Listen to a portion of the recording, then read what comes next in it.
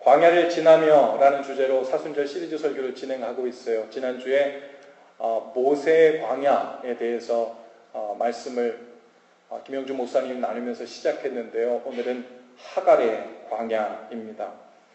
먼저 하갈을 생각하면 기본적으로 같이 짝으로 생각나는 사람이 있죠. 누구죠? 그의 아들 이스마엘입니다.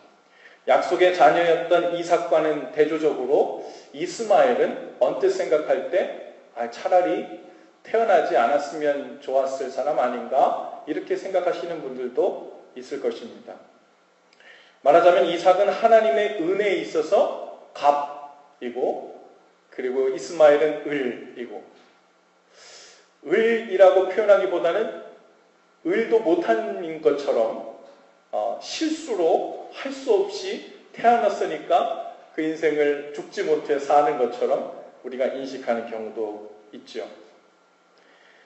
이 하갈과 이스마엘의 이야기를 하기에 앞서서 많은 그리스도인들이 가지고 있는 오해 혹은 선입관 이 두 가지를 먼저 짚고 그 다음에 이야기를 진행하면 좋겠습니다. 첫째는요, 이스마엘이 모든 아랍인의 조상이라는 오해입니다. 아랍인이라는 말은요, 특정 민족을 지칭하는 말이 아니라 아랍권 문화 속에서 사는 모든 사람들을 말하는 것이거든요. 많은 그리스도인들이 아랍인과 유대인들의 분쟁을 이스마엘과 이삭의 자손들의 분쟁으로 쉽게 빗대어 이야기합니다. 하지만 이스마엘이 반드시 무슬림들의 조상이라는 성경적 근거가 없어요. 오히려 팔레스타인 땅의 분쟁은 세계 곳곳에 흩어져 살던 유대인들이 이미 팔레스타인 땅에 살고 있었던 그 사람들 한중간에 들어와서 나라를 갑자기 만들기 시작하면서 살 곳이 좁아지고 없어지면서 분쟁이 일어났던 거죠. 당시만 해도 팔레스타인 땅에 살던 주민들 중에 약 20% 정도가 기독교인들이었다는 거예요. 이스라엘이 나라를 건국하기 전에 팔레스타인 땅의 20%의 사람들이 기독교인들이었다는 거예요. 그런데 분쟁이 일어나면서 통계적으로 점점 기독교인들이 줄어들고 있는 상황입니다. 우리가 한번 생각해 봐야 될 이야기죠. 두 번째 오해는 이스마엘과 그 후손이 하나님께 저주받고 버림받았다는 오해입니다. 많은 그리스도인들이 성경 속 이스마엘이 저주받은 자식이었기 때문에 그들의 후손인 아랍인들도 저주받아 마땅하고 그래서 하나님을 믿는 사람은 언제나 이스라엘 편을 들어야 한다는 선입관을 가지고 있습니다. 하지만 오늘 우리가 읽은 본문에서도 우리가 볼 수 있듯이 이스마엘은 비록 약속의 자녀는 아니었지만 그 또한 하나님께 저주를 받은 자식이 아니라 복을 받은 자녀라는 것도 분명한 사실입니다. 오늘 하갈의 광야에 대해서 설교를 준비하면서 어떤 성경 본문을 가지고 말씀을 전할지 고민이 되었어요. 왜냐하면 하갈이 광야로 들어간 이 이야기가 한 번이 아니라 두 번이거든요. 하갈이 한 번은 창세기 16장에서 이스마엘을 임신했을 때 임신하고서는 아이가 없었던 그 여주인 사레를 멸시했다 그랬어요. 그랬더니 그 여주인 사레가 하갈을 학대하기 시작했습니다. 근데 그 학대가 얼마나 괴로웠는지 광야로 도망쳐 나오는 장면이 창세기 16장에 기록되어 있어요.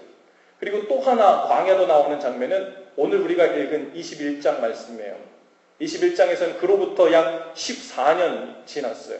이스마엘이 14살쯤 되었을 때 그리고 이삭은 갓 태어나서 막 젖을 뗐을 때예요.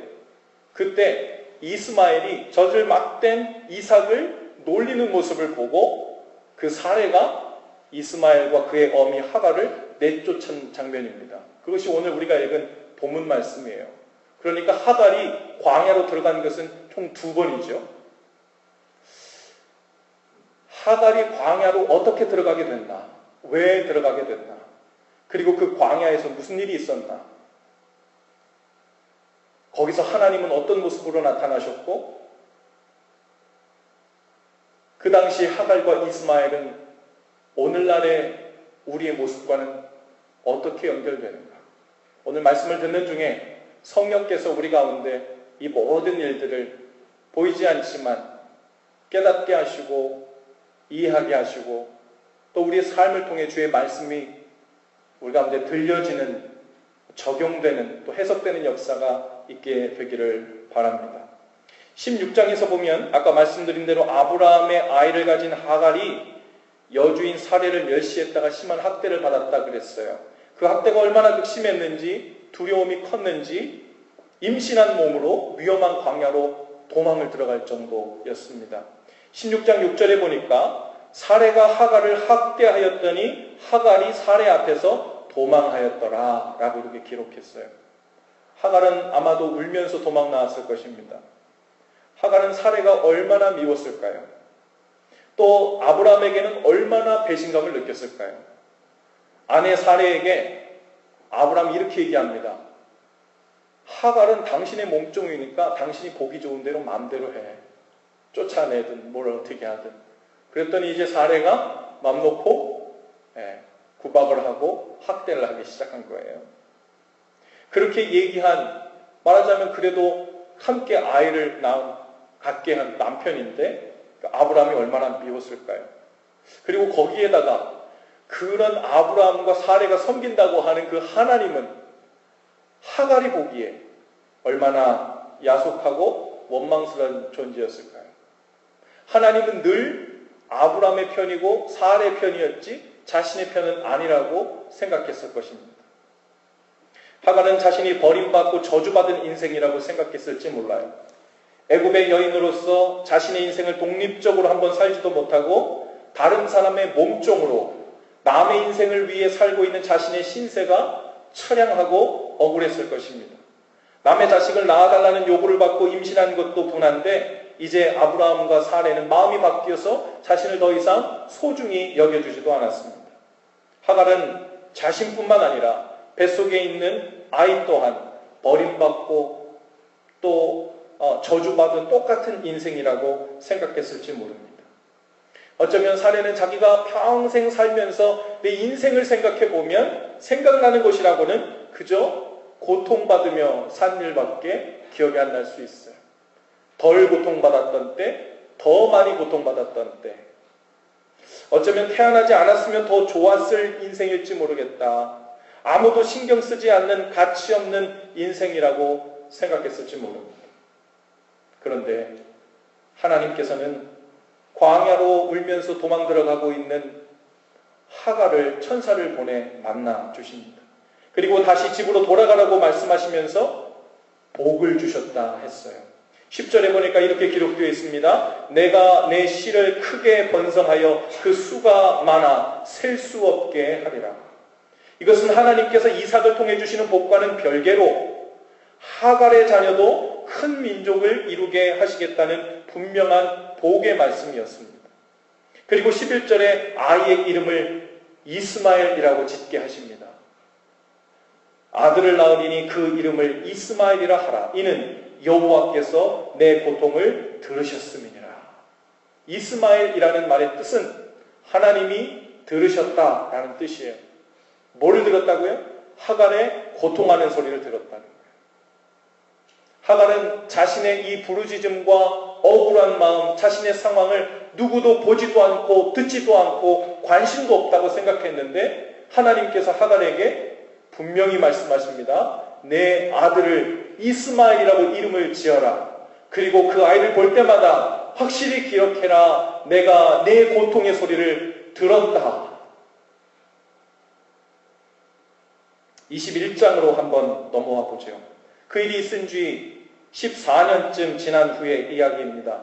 이스마엘이 14살쯤 되었고요. 젖을 갓 뗀 아기 이삭이 이스마엘에 의해 놀림을 당합니다. 그리고 사례는 이 하갈과 아들 이스마엘을 광야로 쫓아내죠. 광야에 쫓겨나간 이 모자는 물을 다 마시고 음식이 다 떨어졌어요. 그리고 그 뜨거운 광야에서 한참을 방황합니다. 그리고 결국 하갈은 죽어가는 아이 이스마엘을 참아 볼 수가 없어서 저 멀찌감치의 아이를 뉘어놓고 화살 한바탕이라 그랬으니까요. 활을 한번 딱 쏴가지고 도달할 수 있는 거리예요. 차마 눈앞에서는 볼 수 없어서 멀찌감치 떨어져서 볼 수도 없고 안 볼 수도 없는 그 비참하고 칼로 도려내는 것 같은 그 고통 속에서 그 울부짖으며 울면서 죽어가고 있는 아들을 바라보고 있는 거예요. 어쩌면 그 하갈의 부르짖음, 그 울음 속에서 하갈은 14년 전 자신의 울음을 듣고 고통의 소리를 듣고 찾아오셨던 하나님이 기억나는지도 모르겠습니다. 그런데 이번에도 하나님께서 찾아오십니다.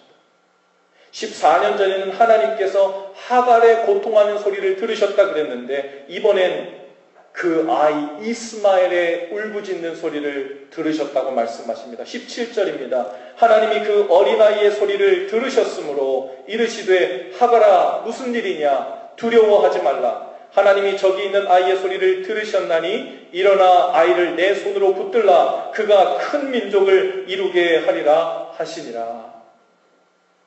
사레가 하갈과 이스마엘 모자를 광야로 내쫓아버리자고 할 때 사실 아브라함은 마음에 큰 근심이 생겼다 그랬어요. 이스마엘도 자기 아들이거든요.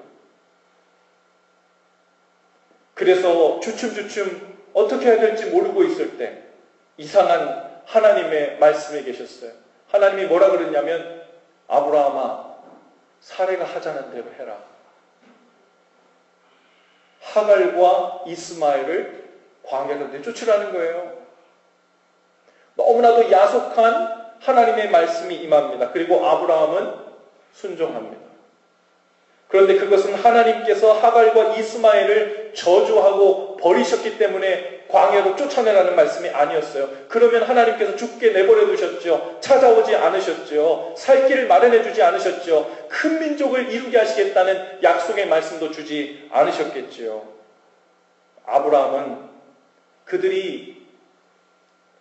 하나님은 그들이 아브라함과 이삭을 떠나서 그들만을 위한 한 민족을 이루는 또 다른 복의 계획을 준비하셨기 때문에 그들로 아브라함과 사레와 분리되는 것을 원하셨던 것입니다.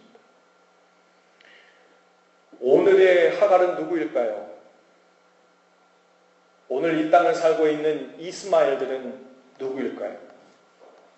태어날 때부터 믿음의 가정과는 거리가 먼 불신앙의 가정에서 하나님을 모르고 신앙 없이 영적인 방황 속에서 태어나 살고 있는 사람들, 저도 그런 사람들 중에 하나였는데요.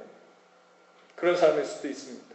금수저까지는 아니더라도 은수저 정도는 물고 경제적인 안정, 걱정 없는 사회적 신분을 가지고 태어나지 못한 사람들로부터 인정도 관심도 받지 못하고 살아가고 있는 오늘 이 땅의 모든 사람들이 오늘의 하갈이고 오늘의 이스마엘일 수 있습니다.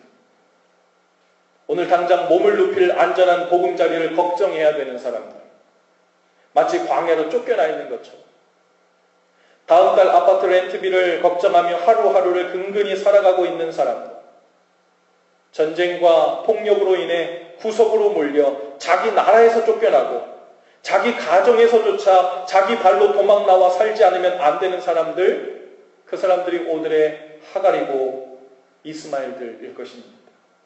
내 인생은 태어날 때부터 꼬여 있어. 차라리 태어나지 않았으면 좋았을지 몰라. 이렇게 자기 인생을 돌아볼 때 생각이 되는 사람들. 아무도 자신의 존재에 대해서 의식하거나 존중하거나 환영해주지 않는다고 생각하는 사람들. 그래서 그 우울증과 절망에 빠져 있는 사람들. 오늘의 하갈이고 이스마엘입니다. 저마다 고단한 인생의 광야를 살고 있는 사람들이에요. 오늘 저와 여러분의 모습 속에서 어쩌면 하갈이 보일지도 모릅니다. 오늘 저와 여러분의 모습 속에서 어쩌면 이스마엘의 얼굴이 보일지 모릅니다. 어쩌면 우리 지금 여러분의 주위에 있는 사람들 중에 하갈의 신음하는 얼굴을 하고 있는 사람들이 있지 않습니까? 여러분과 아주 가까운 사람들 중에 이스마엘처럼 거의 목숨만 붙어 있지 영적으로는 거의 죽은 것과 다름없을 정도로 신음하고 아파하는 그런 형제들이 혹 있지 않습니까? 하나님께서 그들의 고통의 소리를 듣고 계신다고 하십니다. 하나님께서 그들의 울음소리를 듣고 계신다고 그래요. 우리들 눈에는 때로 하나님께서 사람을 편애하시는 것처럼 보입니다. 고통으로 부르짖는 소리에도 무심한 것처럼 보일 수 있어요. 하나님은 이 땅에 지금 얼마나 많은 울분과 부르짖음이 있는지 모르시는 분처럼 묵묵히 계신 것처럼 보일 수 있어요. 그러나 하나님은 지금도 오늘의 이 땅의 하갈의 소리를 들으시고 이스마엘의 울음소리를 듣고 계신 줄로 믿습니다. 그리고 그들을 또한 복 주시고 더 큰 복을 계획하기 위해 그 삶을 인도하고 계심을 믿으시기 바라요. 바로 여기 있는 저와 여러분이 그 증거들입니다. 우리도 한때 하갈과 같은 삶을 살았어요. 우리도 한때 이스마엘과 같은 삶을 살았어요. 소망 없는 중에 있었고 버림받았고 하나님께서 내 삶에 관심을 갖고 계실까? 나를 케어하고 계실까? 보잘것없는 없는 쓸모없는 인생이라고 생각했을지 모릅니다. 하지만 하나님께서 우리가 그렇게 울고 외로움과 고독 속에 고통 속에 처박혀 있을 때 하나님께서 찾아와 주셨습니다. 우리의 고통의 소리를 들으셨다 그러셨고 우리의 눈물을 보셨다고 하십니다. 그리고 우리에게 복된 길을 열어주셨어요. 살려주셨습니다. 그 은혜를 힘입고 살고 있는 우리들이 그 첫 증거들이죠. 오늘 19절에 보니까 하나님께서 하갈의 눈을 밝혀주시는 장면이 나와요. 하나님이 하갈의 눈을 밝히셨으므로 샘물을 보고 가서 가죽부대에 물을 채워다가 그 아이에게 마시게 하였더라 라고 했어요. 하갈과 이스마엘은 태어나지 말았어야 하는 사람들이 아니었어요. 사람들에 의해 버림받은 사람들이었지만 하나님께서 찾아가 돌보아준 사람들이었습니다. 그리고 눈을 밝혀주셔서 샘물을 보게 하셨어요. 하갈은 그 물을 이스마엘에게 마시게 해 살게 했고 하갈 자신도 그 물을 먹고 살았습니다. 여기서 이들이 마셨다고 하는 이 샘물, 그 샘물의 첫 번째 의미는 말 그대로 물입니다. 물. 그렇죠? 그런데 여기서 우리는 그 샘물이 의미하는 바가 그냥 물리적인, 물질적인 물에서만 머물지 않음을 알게 돼요. 바로 오늘 이 시대의 인생의 광야에서 길을 잃고 목말라서 허덕이고 있는, 영적으로 너무 목이 말라서 갈증나 죽어버릴 것 같고 질식해버릴 것 같은 방황하는 모든 영혼들을 향해 하나님께서 주시는 샘물일 수 있다는 것입니다. 그분이 누구세요? 예수 그리스도이십니다. 할렐루야. 예수님이 살던 시대에 하갈과 같은 처지에 있었던 여인이 있었어요. 누가 떠오르십니까? 인생이 깨어지고 사람들의 놀림과 비난 때문에 늘 부끄러워 숨어 다녀야 했던 여인. 야, 나는 왜 예루살렘에 있는 유대인 여자로 태어나지 못하고 사람들이 부정하다고 여기는 이 사마리아 땅에서 사마리아 여인으로 태어나서 갑이 되지 못하고 을이 되지 못하고 실패한 인생으로 놀림받으며 격리되는 인생을 살고 있을까? 왜 내 인생은 태어나면서부터 내가 결정하지도 않았는데 하나님의 은혜와 이렇게 격리된 채로 살고 있을까? 하고 원망 섞인, 자주 섞인 소리로 하나님을 바라보고 사람들을 대했던 여인이 있었죠. 누구예요? 우물가의 여인, 바로 사마리아 여인입니다. 하나님께서 광야 속에 하갈을 찾아가셨듯이 예수님께서 사마리아 땅에 이 여인을 찾아가셨어요. 그 여인의 고통 소리를 들으셨기 때문이고 숨죽여 우는 소리를 들으셨기 때문입니다. 하나님께서 사마리아 땅에 아직 들어가지 않으셨는데, 예수님께서 아직 그 땅을 밟지도 않으셨는데 예수님은 이미 사마리아 땅에서 마치 하갈의 심정으로 고통하는 소리, 이스마엘의 심정으로 부르짖는 소리를 이미 들으셨어요. 저는 요한복음 4장 4절 말씀의 표현이 마음에 읽을 때마다 늘 와닿는데요. 바로 이 말씀입니다. 예수께서 유대를 떠나사 갈릴리로 가실새 사마리아를 통과하여야 하겠는지라. 통과하여야 하겠는지라. 이 말씀이 마치 당시에는 보통 유대인들이 이 부정한 사마리아 땅을 밟기도 싫어서 사마리아 땅을 삥 둘러가지고 멀리 돌아다니는 것이 보통 관습이었어요. 그런데 사마리아 땅 건너편에 있는 갈릴리로 가셔야 되는데 예수님께서 지금 뭐라고 하시는 거예요? 사마리아로 통과하여야 하겠는지라 그러시는 거예요. 여기는 하나님께서, 예수님께서 이 사마리아 땅에 찾아 들어가 영적인 광야에서 고통 중에 부르짖고 있는 이 사마리아 여인을 내가 만나야 하겠는지라 라고 말씀하시는 주님의 메시지로 들립니다. 그리고 하갈의 눈을 밝혀 샘물을 보여주셨듯 사마리아 여인의 눈을 밝혀 영원히 목마르지 않는 생수를 허락해 주셨죠. 요한복음 4장 14절입니다. 예수님께서 이 사마리아 여인에게 이렇게 말씀하시죠. 내가 주는 물을 마시는 자는 영원히 목마르지 아니하리니 내가 주는 물은 그 속에서 영생하도록 솟아나는 샘물이 되리라. 이 샘물, 이것을 마시고 이 사마리아 여인은 영적인 방황이 끝났어요. 영적인 광야에서 나오게 됐어요. 마치 하갈이 하나님의 찾아오시는 은혜, 눈을 밝혀주셔서 그 샘물을 마시고 광야에서 빠져나오게 되었듯이 하나님께서 또한 이 사마리아 여인을 찾아가셨죠. 오늘 저와 여러분이 어떤 종류의 고단하고 고통스러운 인생의 광야 가운데 있는지 그 고통의 소리를 하나님께서 듣고 계심을 믿으시기 바랍니다. 하나님은 이미 찾아오셨고 우리에게 영원히 목마르지 않는 생수를 주셨어요. 그분이 누구세요? 예수 그리스도라고 말씀하십니다.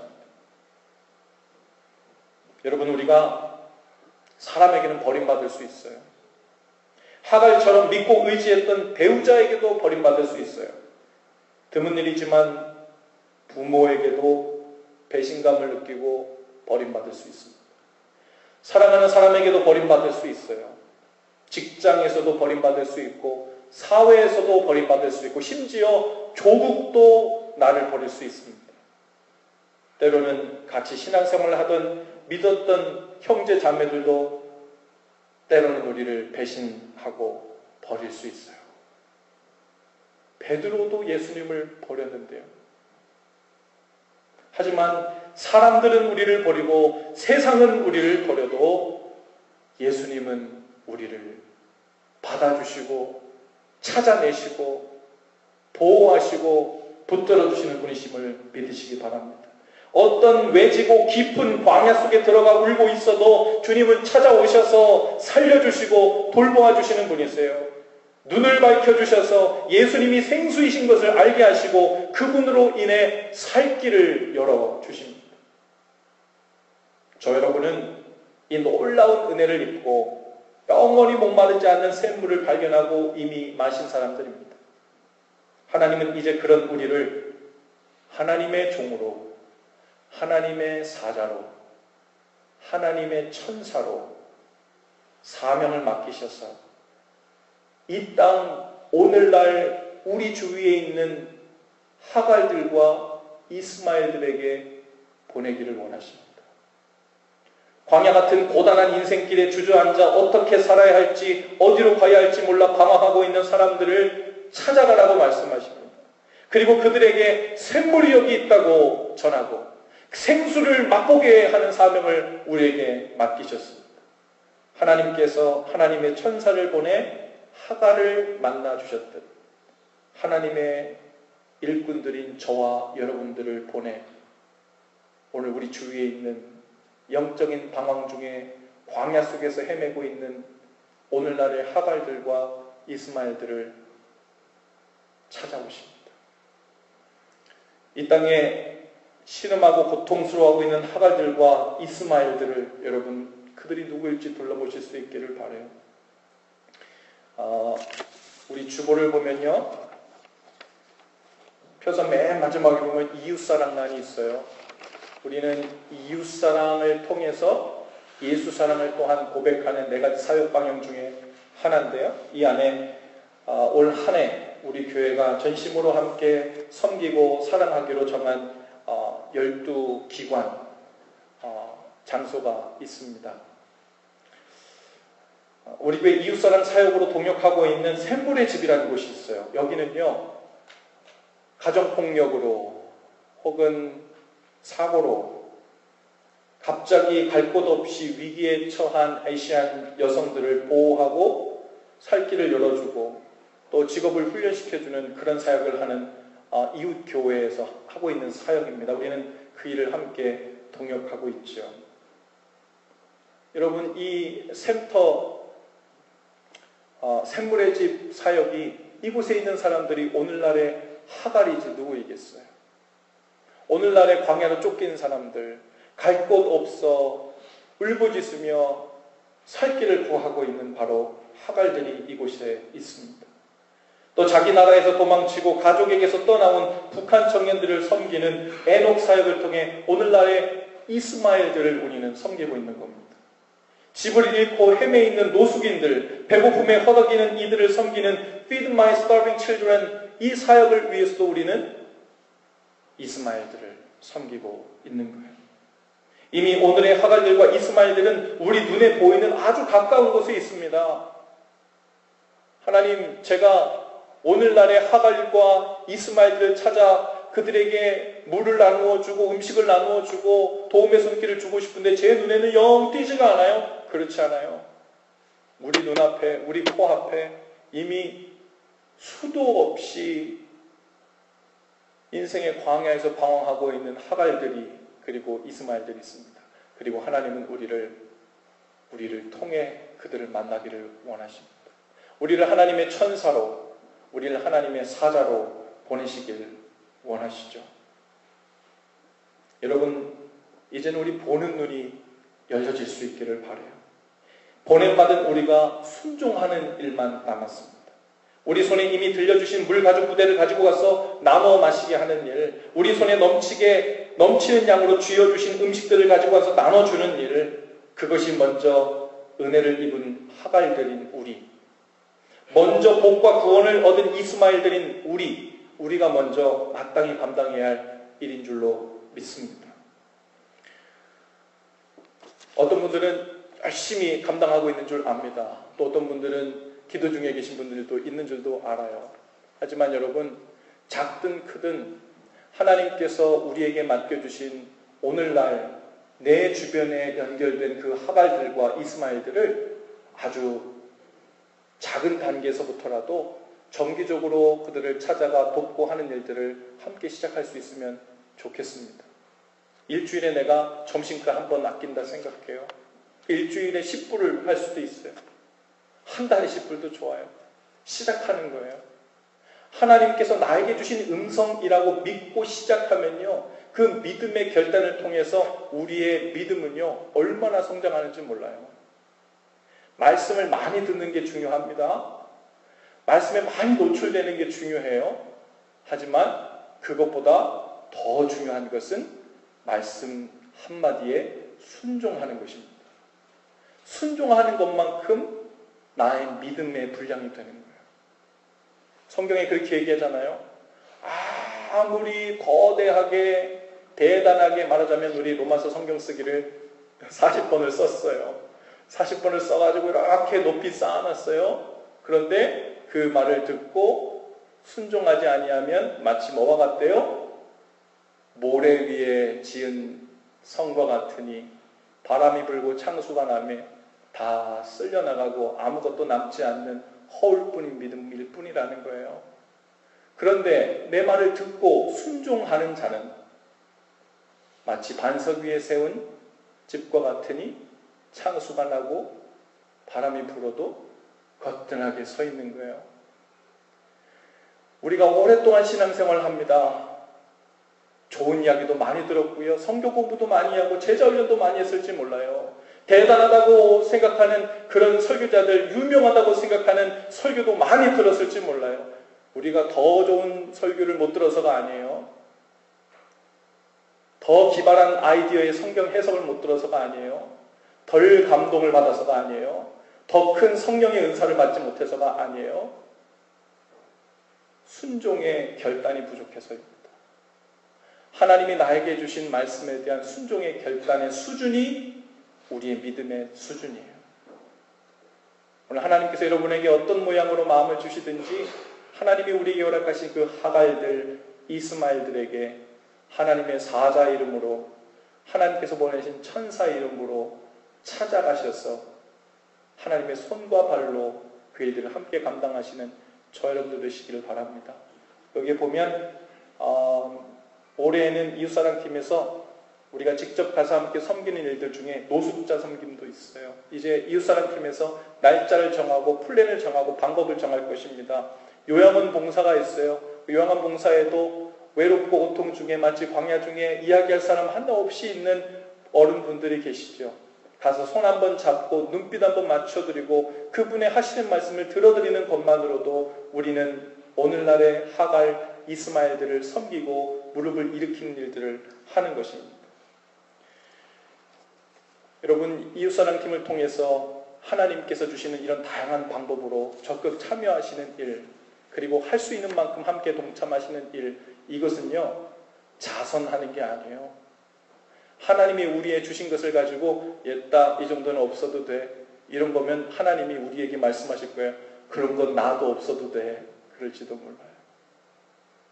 그 일이 소중한 이유는 하나님이 명하신 일에 순종했기 때문에, 그 말씀에 대한 순종 때문에 소중하고 대단한 일인 거예요. 오늘 그 일들이 여러분의 것이 되기를 바랍니다. 그러면 여러분도 모르게 생각지도 못한 믿음의 진보가 여러분들 안에 있을 거예요. 그 진보한 믿음만큼 이 땅을 믿음으로 사는 것, 하나님 나라를 코앞에 보고 믿음으로 사는 법이 점점 밝히 보여지게 될 줄로 믿습니다. 오늘날의 모든 하갈들과 이스마엘을 위로하고 일으켜주라고 보냄받은 그 하나님의 천사로서 그 사명을 충성되게 감당하시는 저 여러분들 다 되실 수 있기를 주님의 이름으로 축복합니다. 우리 옆뒤자 한번 인사하시면서 제가 하갈입니다, 제가 이스마엘입니다, 이렇게 인사하실까요? 제가 하갈입니다, 제가 이스마엘입니다. 다시 한번 인사하실 때 당신이 하갈이군요, 당신이 이스마엘이군요. 이제 저 문 밖에 수도 없는 하갈들과 이스마엘들이 광야를 헤매고 있어요. 이제 우리가 어디로 발을 떼야 될지, 어떻게 발을 떼야 할지 부담이 아니라 기쁨으로, 영광으로 알고 감당하는 그 믿음의 길이 우리 삶 가운데 열려질 수 있기를 바랍니다. 모두 자리에서 다 일어나십시다. 헌신 기도를 저와 여러분이 한 목소리로 함께 합니다.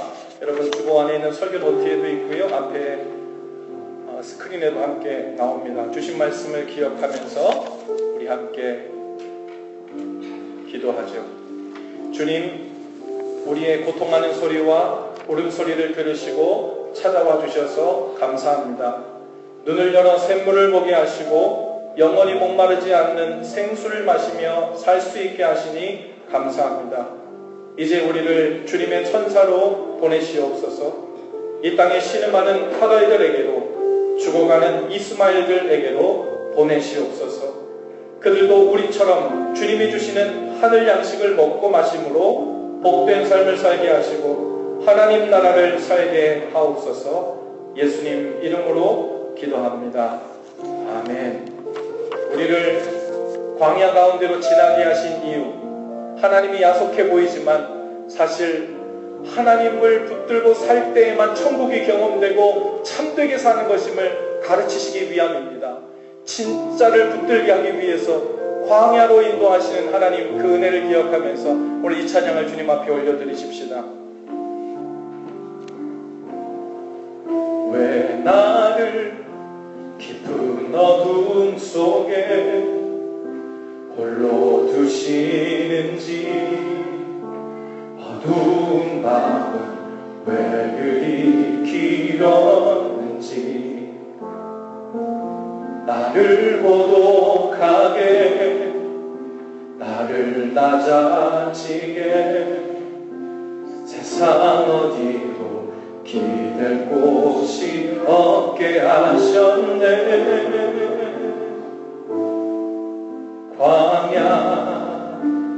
광야에 서 있네.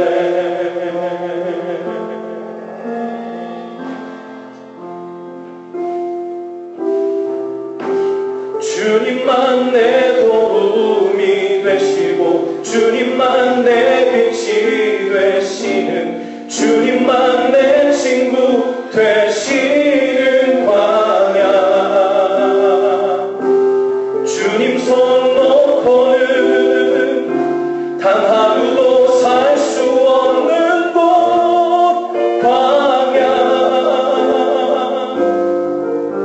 광야에 서 있네. 우리 한 번 더 고백하시면서 왜 나를 깊은 어둠 속에 홀로 두시는지, 어두운 밤은 왜 그리 길었는지, 나를 고독하게 나를 낮아지게 세상 어디 길을 곳이 없게 하셨네.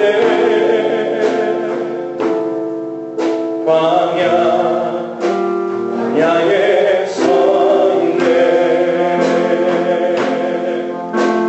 주님만 내 도움이 되시고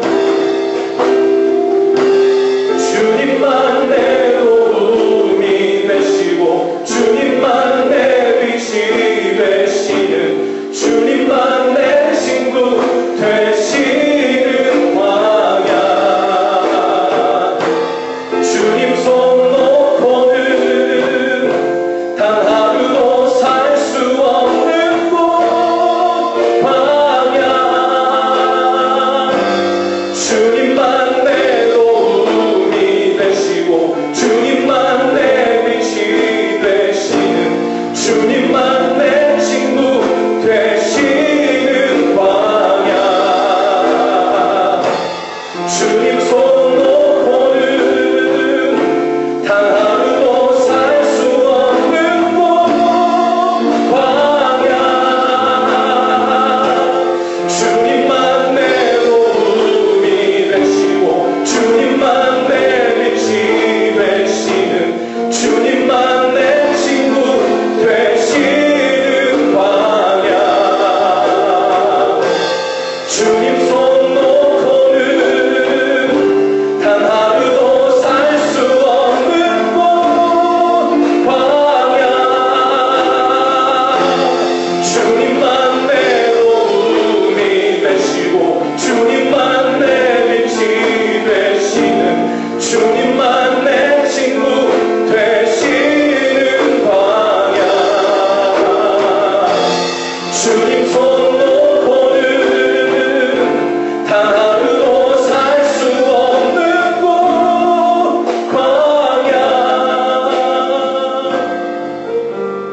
광야에 서 있네.